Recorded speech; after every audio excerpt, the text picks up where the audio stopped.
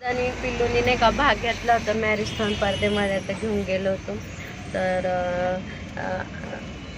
तर झाली आहे स्पर्धा.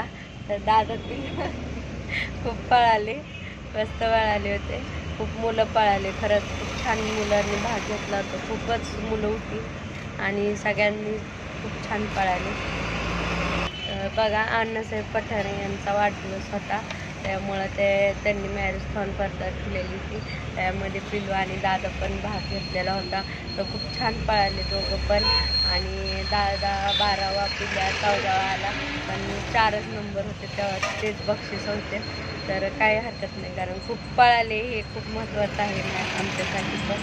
तर आम्ही सकाळीच गेलो होतो, सकाळी 5 वाजता उठलो होतो आणि 5 वाजता उठून आंघोळ्या हे करून 6:30ला तिथं पोहोचायचं होतो. खूप लवकर गेलो. आताशी चाललो घरी, आता वाजले 10. तर स्पर्धा झालेली आहे आणि विजेत्यांना बक्षिसं पण भेटलेले आहेत. आणि आमचा पिल्लू आणि दादा पण खूप छान पळाले.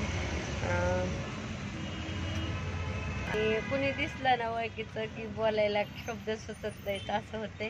तर आम्ही बाहेरच येते बघा, साहेब मुलांना खायला घेत आहेत आणि त्यामुळे थांबले साईडला गाडीला. आणि ओळखीचे दिसले का मी गप्प बसते, कारण मला काय बोलावं हे सुधरत नाही. चला तर मग.